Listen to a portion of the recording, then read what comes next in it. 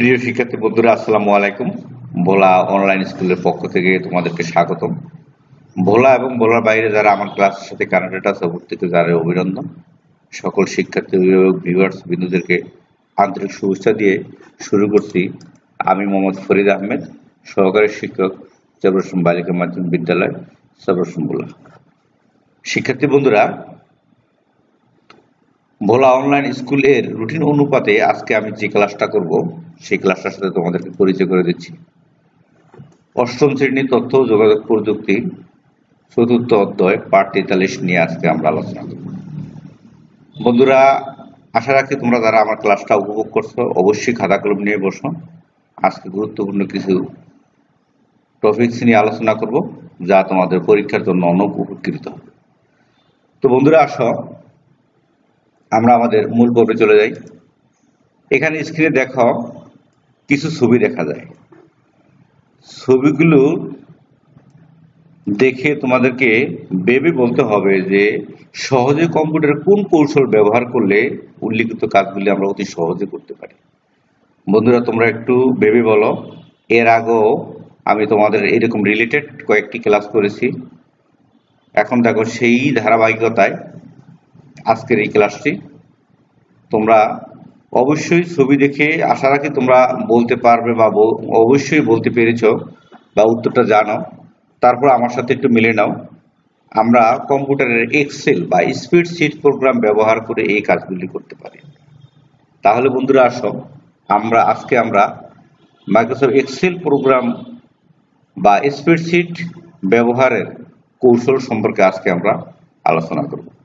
তো বন্ধুরা, আসো আজকে আমরা এই অধ্যায় থেকে যা শিখব, এক্সেল প্রোগ্রাম ব্যবহার করে তুমি ডাটা এন্ট্রি করতে পারবে, এক্সেল প্রোগ্রামে যোগ ও বিয়োগ করতে পারবে এবং এক্সেল প্রোগ্রাম বা স্প্রেডশিট প্রোগ্রাম ব্যবহার করে তুমি ডায়াগ্রাম তৈরি করতে পারবে।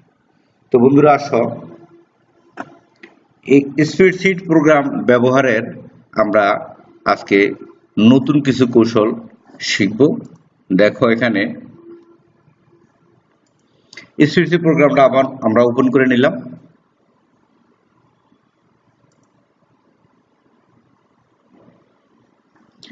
এখানে বন্ধুরা দেখো, এখানে এ বি সি ডি এগুলি হচ্ছে আমাদের কলাম। আমরা এক্সেল প্রোগ্রামের কলাম এবং সারি এবং নির্দিষ্ট কিছু সেল সম্পর্কে আমরা যদি না জানি তাহলে এই প্রোগ্রাম আমরা কোনো কাজই করতে পারবো না। তো বন্ধুরা, আসো এক্সেল প্রোগ্রামে আমরা আজকে এই যে উইন্ডোজ পরিস্থিতিটা একটু ভালো করে একটু জেনে নেই। দেখো, এখানে এগুলি হচ্ছে আমাদের column. A column, C column, D column, E column, B column, এগুলি হচ্ছে আমাদের কলাম। তো বন্ধুরা, এখানে আসো বাম পাশে এই যে 1 2 লেখা আছে, এটা হচ্ছে রো। 1 2 3 4 এগুলি হচ্ছে আমাদের রো। ইতিমধ্যে আমরা অবশ্যই রো এবং কলাম জানতে পেরেছি। উপরে নিচে খাড়াখাড়ি যেগুলি এগুলি হচ্ছে আমাদের কলাম এবং পাশাপাশি যে ঘরটি এগুলি হচ্ছে আমাদের রো। আর মাঝখানে যে ছোট ছোট ঘরগুলি দেখা যায় এগুলি হচ্ছে সেল। তো বন্ধুরা, আসো রো, কলাম এবং সেল নিয়ে আমরা অবশ্যই এগুলি আমরা জানতে পেরেছি। তা আসো এখানে আমরা একটা ডাটা এন্ট্রি করব। এখানে একটা এন্ট্রি করেছি। দেখো বন্ধুরা, এখানে আমি একটা সংখ্যা লিখেছি। এখন আমাদেরকে এই সংখ্যাটা অ্যাড্রেসটা কি আমাদেরকে জানতে হবে। যদি অ্যাড্রেসটা না জানি তাহলে আমরা এই প্রোগ্রামে কোনো কাজই করতে পারবো না। তো বন্ধুরা, আসো আমরা আমাদের যে 45 সংখ্যাটা লিখেছি এটা কোন কলামে লিখেছি? ডি কলামে লিখেছি। আমরা এটা ডি কলামে লিখেছি এবং কত নম্বর রোতে লিখেছি? আমরা 3 নম্বর রোতে লিখেছি। দেখো, তাহলে আমরা এইটা আমরা বলতে পারি যে D3, এই সেলটা অ্যাড্রেস D3। তাহলে বন্ধুরা, আসো আমরা এখন এটা লিখবো এখানে 12। তোমাদেরকে বলতে হবে যে এই সেল অ্যাড্রেস কি। এখানে যে আমি 12 লিখেছি এই সেল অ্যাড্রেসটা কি তোমাদেরকে বলতে হবে। আশা রাখি তোমরা অবশ্যই পেরেছো। এটা হবে B3। এটা হবে B3 হলো কিভাবে? বি কলামে এবং 3 নম্বর রোতে, এই জন্য এটা বলা হয় B3। তাহলে বন্ধুরা আসো এখানে আরেকটু আমি লেখা লিখলাম,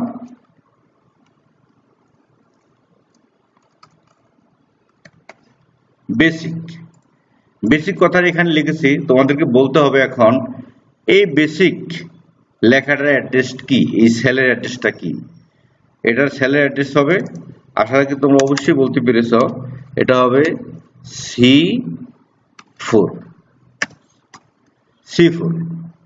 অবশ্যই বন্ধুরা আশা রাখি তোমরা কলাম এবং রো সম্পর্কে তোমরা জানতে পেরেছ।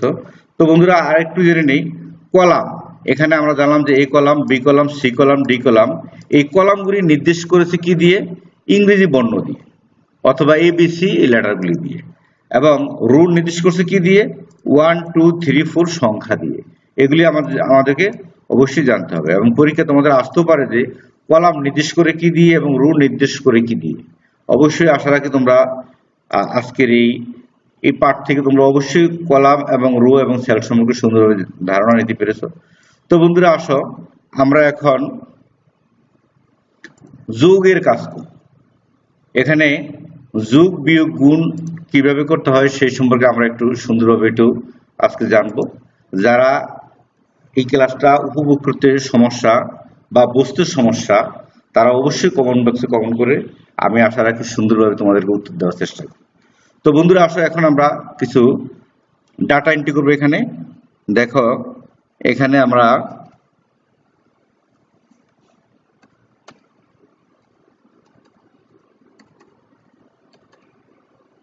এন্ট্রি করে নিলাম।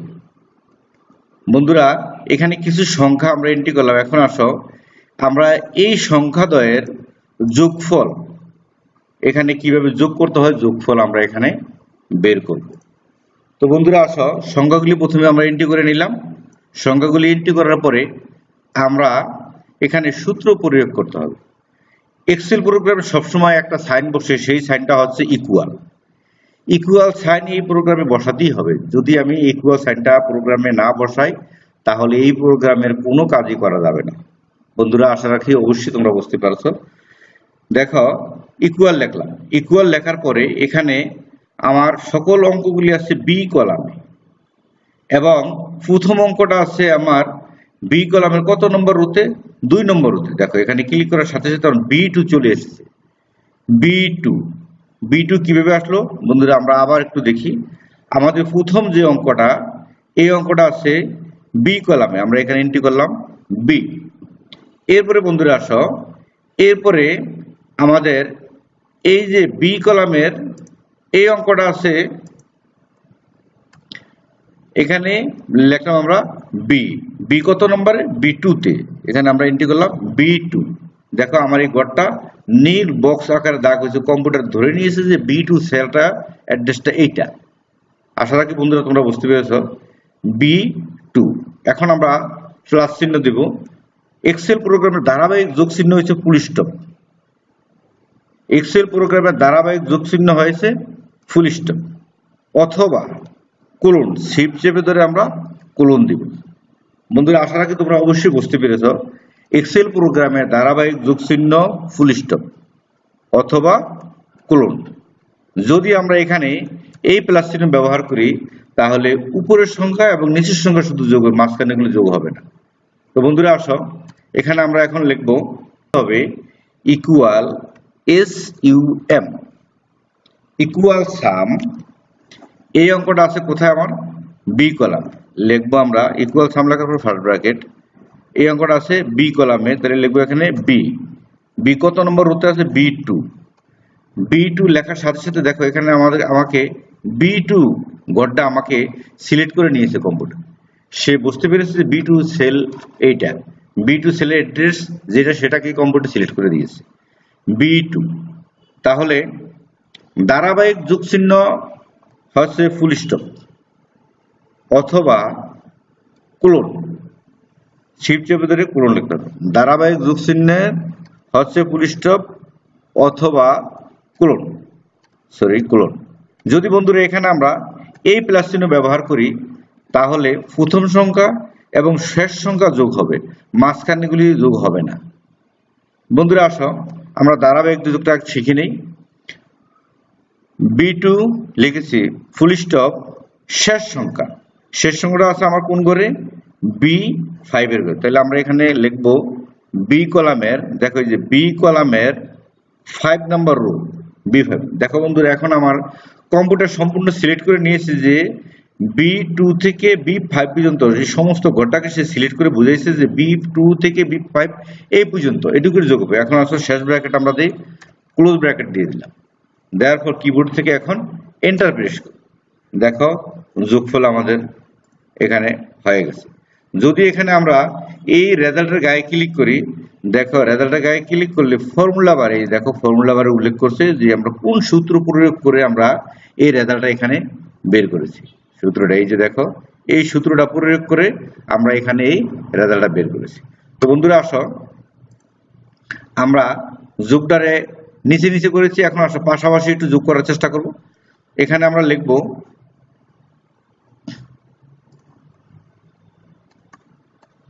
এন্ট্রি করে নেই,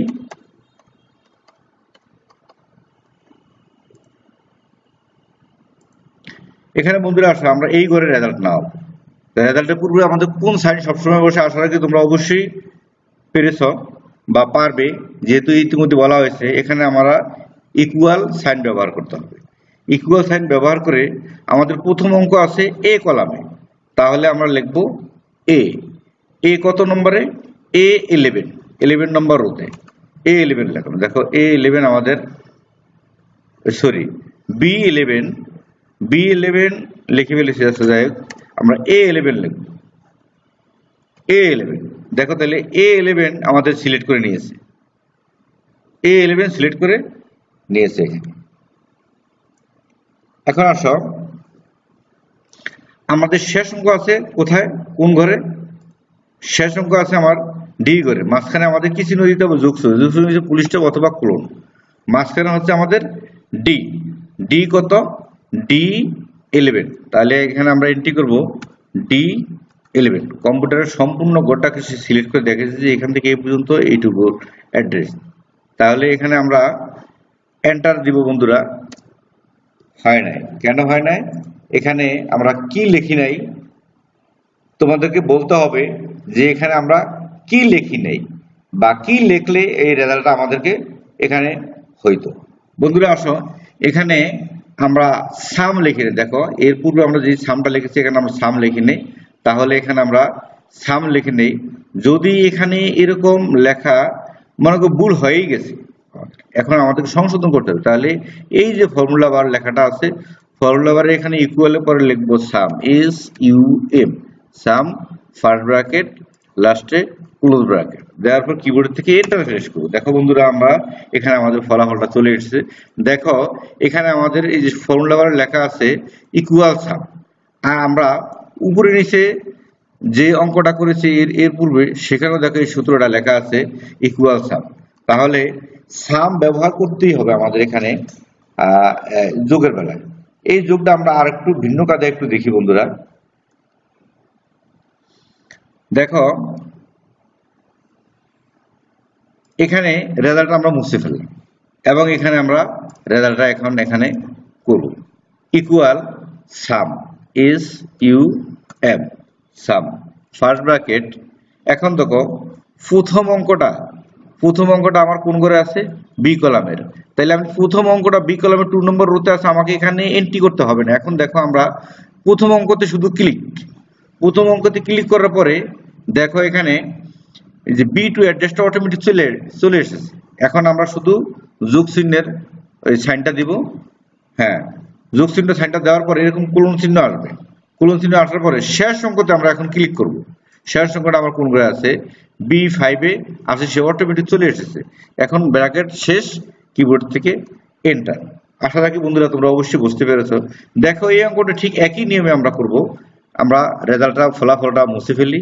এখানে আমরা লিখব ইকুয়াল SUM, সাম ফার্স্ট ব্র্যাকেট প্রথম অঙ্কতে ক্লিক। দেখো আমরা এই থেকে এই পর্যন্ত যোগটা করব। প্রথম অঙ্কতে ক্লিক, মাঝখানে ফুল স্টপ অথবা কোলন চিহ্ন এবং শেষ অঙ্কতে ক্লিক। শেষ অঙ্কতে ক্লিক করার পরে আমরা ব্র্যাকেট শেষ করব। এরপরে আমরা কিবোর্ড থেকে এন্টার প্রেস করব। দেখো আমাদের যোগফল অতি সহজে নেমে আসে। তো বন্ধুরা দেখো আর একটা যোগ আমরা স্বয়ংক্রিয়ভাবে করার চেষ্টা করব। এখন এগুলিতে আমরা ম্যানুয়াল ভাবে করেছি, আমরা আমাদের নিজেরা সূত্র বসিয়ে করেছি। দেখো আর একটা স্বয়ংক্রিয়ভাবে আর একটা যোগ তোমাদেরকে দেখানোর চেষ্টা করব। তো বন্ধুরা আসলে এখানে কিছু তথ্য এন্ট্রি করে নেই আমরা। এই যোগগুলি আমরা স্বয়ংক্রিয়ভাবে করার চেষ্টা করব। দেখো এখানে আমরা যে যোগগুলি করব সেই যোগগুলিকে সিলেক্ট করে নিয়েছি। এই যেই অঙ্কগুলি আমরা যোগ করব, যে সংখ্যাগুলি যোগ করব, এই যোগ অঙ্কগুলি আমরা সিলেক্ট করে নিয়েছি। এরপরে দেখো হোম ট্যাবের অধীনে এই যে দেখো এখানে লেখা আছে অটো সাম, একটা সামেশন লেখা আছে, যে সাইন আছে, এই সাইনে আমরা এখন ক্লিক করব। ক্লিক করার পর অটোমেটিক সে যোগফল নামিয়ে দিয়েছে। দেখো বন্ধুরা সে যোগফল, এই সংখ্যাদ্বয়ের যোগফল সে নামিয়ে দিয়েছে। এখন আসো যোগফলটা কোন সূত্রে করেছে আমরা একটু দেখি। এখানে রেজাল্ট আমরা ক্লিক করলাম।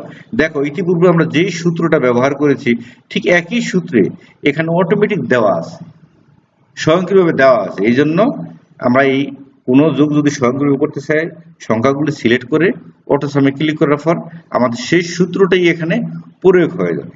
তো বন্ধুরা আমরা আসো এই অঙ্কটা বা এই যোগটা স্বয়ংক্রিয়ভাবে যোগটা আমরা আবার একটু দেখার চেষ্টা করি। এখানে যে 40 ফলাফলটা হয়েছে, 40 ফলাফলটা আবার আমরা মুছে ফেলি। যে অঙ্কগুলি আমরা রেজাল্ট নামাবো সে অঙ্কগুলিকে আমরা সিলেক্ট করে নিলাম। সিলেক্ট করার পরে এই যে দেখো এখানে লেখা আছে অটো সামেশন, এই যে লেখা আছে এই যে সাম, এখানে এই আইকনে আমরা ক্লিক করব। ক্লিক করার সাথে সাথে দেখো আমাদের যোগফল অটোমেটিক নেমে গেছে। তো যোগফলের ফলাফলের ঘরে ক্লিক করলাম। ফলাফলের ঘরে ক্লিক করার পরে দেখো এখানে আমাদেরকে ওই সূত্রটা, যে সূত্রটা আমরা ইতিপূর্বে লিখেছি সেই সূত্রটাই এখানে আমাদেরকে দেখিয়ে দিয়েছে যে এটা কম্পিউটার সে স্বয়ংক্রিয়ভাবে করেছে। তো বন্ধুরা আসো আর একটু স্বয়ংক্রিয়ভাবে আমরা কিছু অঙ্ক এখানে করে নিব। দেখো এখানে লিখলাম আমরা কিছু পাশাপাশি এন্ট্রি করে নেই।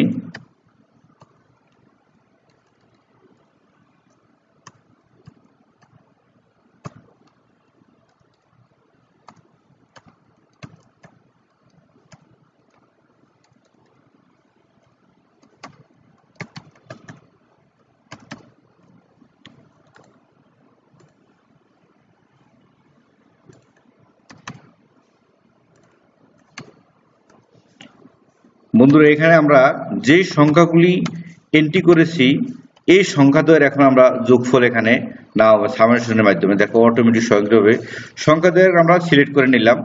সিলেক্ট করে নেওয়ার পর আমরা এখানে সামেশন আইকনে ক্লিক করলাম।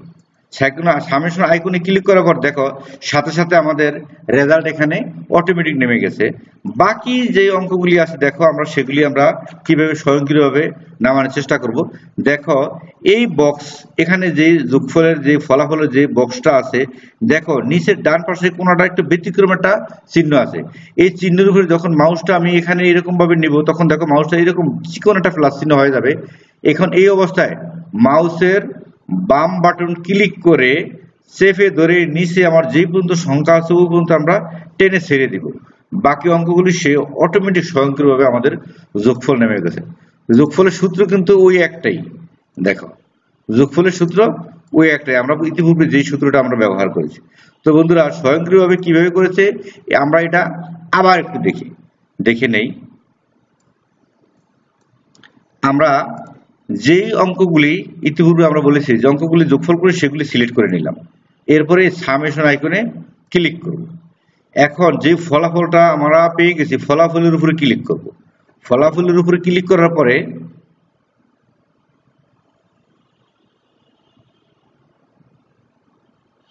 পরে দেখো এই যে কোণায় যে চিহ্ন আছে চিহ্নটাতে ধরে নিচের দিকে আমরা টান দিব। দেখো স্বয়ংক্রিয়ভাবে আমাদের এটা হয়ে গেছে।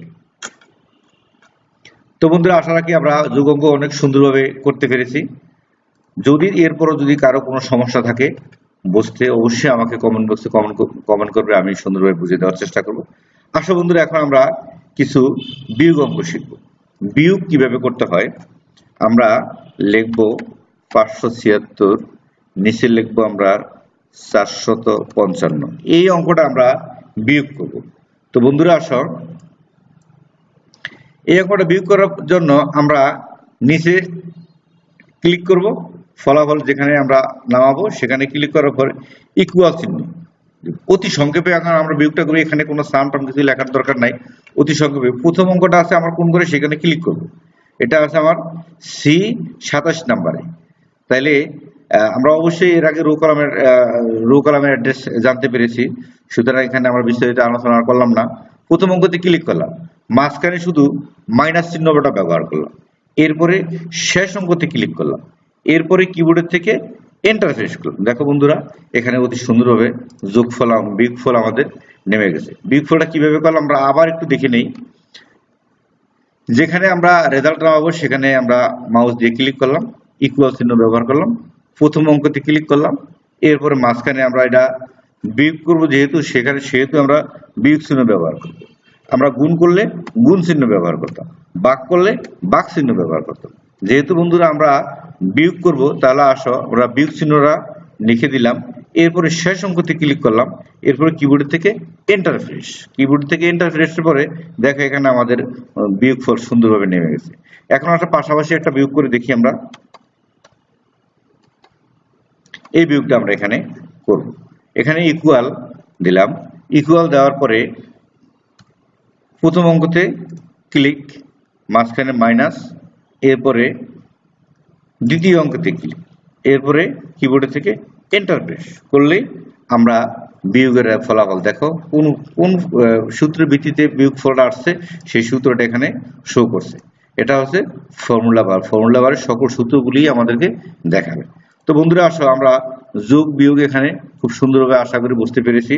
তাহলে ইতিমধ্যে আমরা দেখলাম যোগ আমরা দুইভাবে করতে পারি, একটা ম্যানুয়াল ভাবে আর একটা স্বয়ংক্রিয়ভাবে অটোসামের মাধ্যমে। তো এখানে আসো, পাশাপাশি যোগ, পাশাপাশি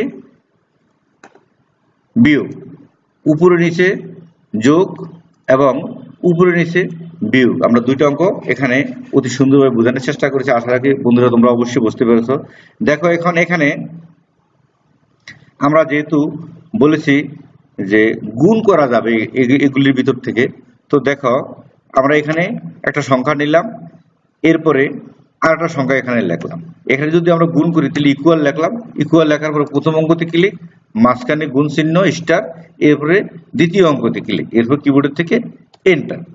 তো বন্ধুরা আসো, যদি আমরা এই অঙ্কটা যদি ভাগ করতে চাই, শুধু মাঝখানে দেখো ফর্মুলা বারের এখান থেকে মাঝখানে শুধু আমরা ভাগ চিহ্নটা দেবো, কিবোর্ডের থেকে অবলিক চিহ্নটা দিয়ে এন্টার প্রেস করবো, তাহলে এখানে ভাগ হয়ে যাবে।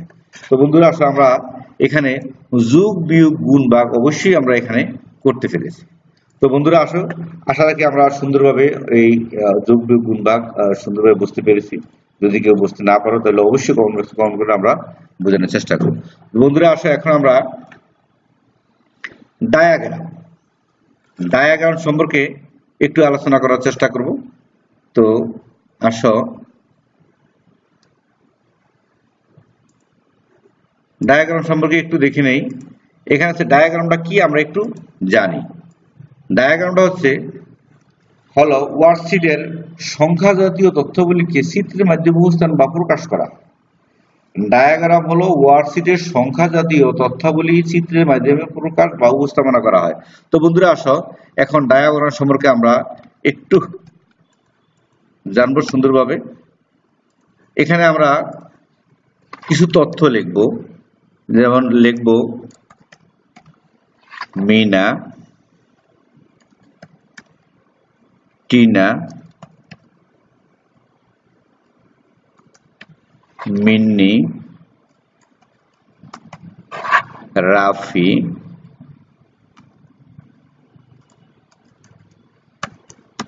টফি। যাক বন্ধুরা, আমরা এখানে কিছু নাম লিখলাম, নাম লেখার পরে পাশে কিছু আমরা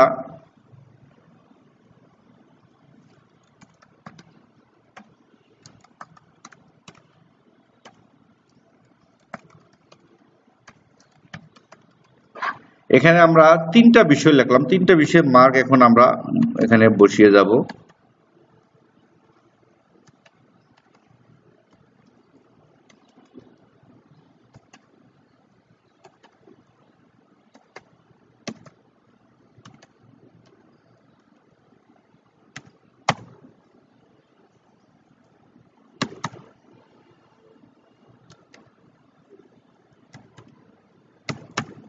তিনটা বিষয়ের মার্ক এখানে আমরা দেখো সুন্দরভাবে বসিয়ে গেছি। এখন আসো আমরা সংখ্যাগুলোর লেখা সমস্ত লেখাটাকে আমরা সিলেক্ট করলাম।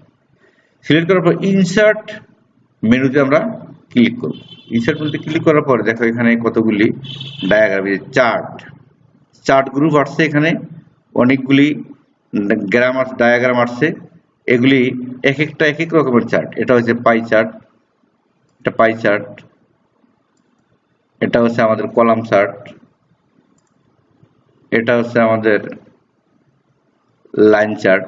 তো এখন আসো আমরা কলাম চার্টের কিছু কলাম চার্ট নিয়ে আমরা এখন কাজ করব। দেখো কলাম চার্টে আমরা আমার ইচ্ছা মতো যে কোনো একটা কলামে ক্লিক করলাম। ক্লিক করার পরে এখন আমার যে তথ্য, দেখো এই তথ্য অনুপাতে আমাদের এই চার্ট তৈরি হয়ে গেছে। এখন দেখো আমরা কিভাবে বুঝবো যে এই চার্ট অনুপাতে আমরা আমাদের এই মার্কগুলি এখানে আসছে। দেখো আমরা এখানে লিখছি বাংলা, ম্যাথ এবং আইসিটি বিষয়, তিনটা বিষয় এখানে আমরা লিখেছি। দেখো আমাদের গ্রাফে লেখা আছে বাংলা বিষয় কোন কালার, বাংলা বিষয় এই যে এখানের যেই কালারটা আছে সেই অংশটা নিচে, এই অংশটাই যে যত মার্ক পেয়েছে সেই অনুপাতে দেখো মিন্নি, রাফি সবচেয়ে বেশি বাংলা বিষয়ে মার্ক পেয়েছে। দেখো রাফির গড়টা কোথায়, রাফি 98 পেয়েছে। দেখো রাফির গড়টাই এখানে এই যে এই কালারটা সবচেয়ে বেশি উপরে উঠেছে, রাফি। তো বন্ধুরা আসো এখানে মার্ক অনুপাতে এই গড়টা সুন্দরভাবে ভরাট হয়েছে কালারটা। এরপর আসো ম্যাথ বিষয়ে যে হলুদ হালকা হলুদ কালার দেখা যাইতেছে এখানে, দেখো ম্যাথ বিষয়ের সবচেয়ে বেশি মার্ক কে পেয়েছে, সবচেয়ে বেশি ভরাট হয়েছে কে, টফি। তাহলে দেখি টফির বিষয়টা দেখি, ম্যাথ বিষয়ের সবচেয়ে টফি না বন্ধুরা, ম্যাথ বিষয়ে সবচেয়ে বেশি মার্ক পেয়েছে মিনার গড়টা একটু আমরা দেখে নিই। মিনা, এই যে দেখো মিনার গড়টাই সবচেয়ে বেশি ভরাট হয়েছে উপরের দিকে।